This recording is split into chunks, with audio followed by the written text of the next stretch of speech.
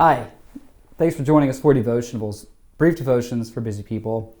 I've been reading through the Gospel of John, my very favorite book in the entire Bible. It's a beautiful, beautiful gospel, and we know that John wrote this so that we might believe that Jesus is the Christ, the Son of God, and that by believing we may have life in His name.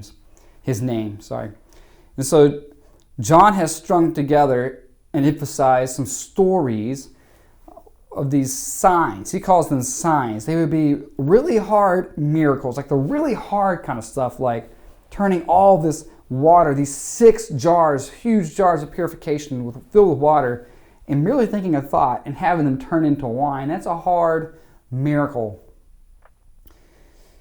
And we're going to come across this sign in John chapter 9. In John chapter 9, Jesus is going to heal a man that is born blind.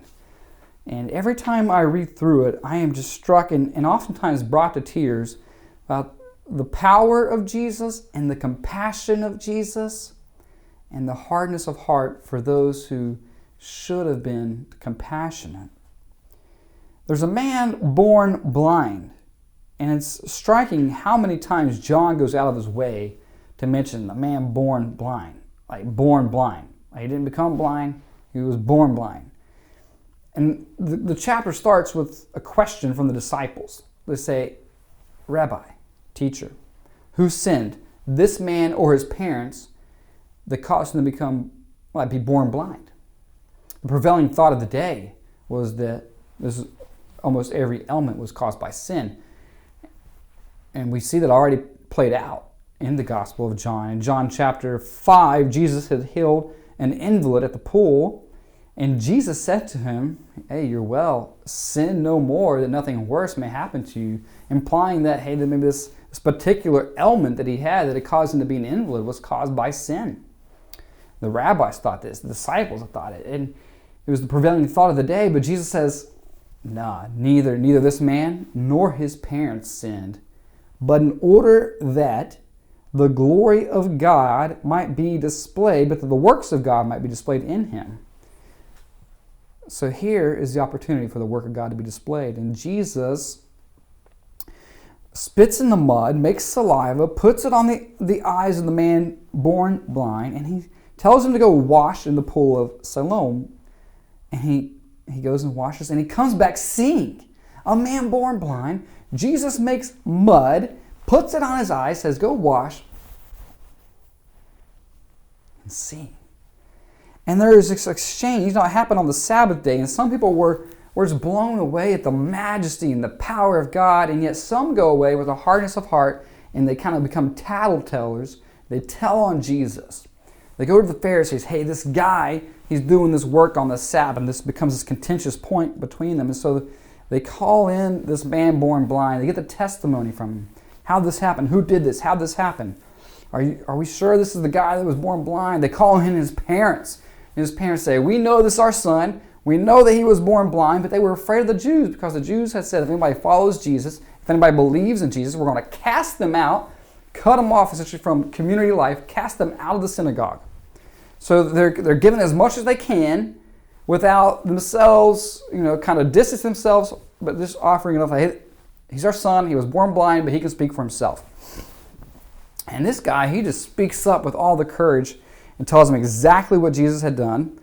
And he gets in this exchange with the Pharisees, and they eventually cast him out of the temple, of the synagogue. They say this, you were born in utter sin. Remember that question that the disciples had asked at the beginning of this chapter. You were born in utter sin. So that's what they thought, right? You were born blind, you were born in utter sin, and you're going to teach us, the religious leaders, the Pharisees? No siree. And they cast him out. And this right here, these next few sentences, this next paragraph is what just moves me every time. Jesus heard that they had cast him out, and having found him, he said, do you believe in the Son of Man?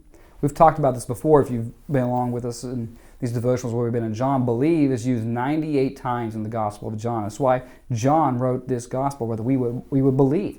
This story here wants to elicit faith for me and you, and the work here was to elicit faith in this man born blind and those who saw the sign of the healing. Do you believe in the Son of Man? He answered, and who is he, sir, that I may believe in him? Jesus said to him, and listen to this right here. This right here is what just grabs me every time. You have seen him. Just imagine those words that this man heard, who born blind, hadn't seen anything, and here he's looking into the eyes of the one who healed him, the eyes of the Son of Man, the Son of God, who came into the world to give this man life. You have seen him, and it is he who is speaking to you.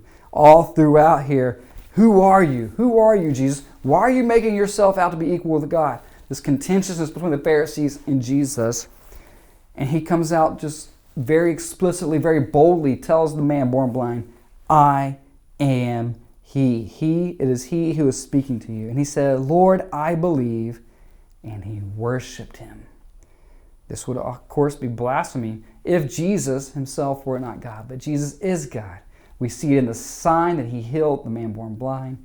He receives the worship of this new believer. Some of the Pharisees heard it and said, Are we blind? Jesus said, if you were blind, you would have no guilt. But now that you say, we see, our guilt remains. So a man who was born blind sees better spiritually than the religious leaders of Jesus' day. I pray that the Lord will give you eyes of faith to see Jesus clearly in all his glory and all his power as the Son of God, who, by believing in his name, will give you life. God bless you.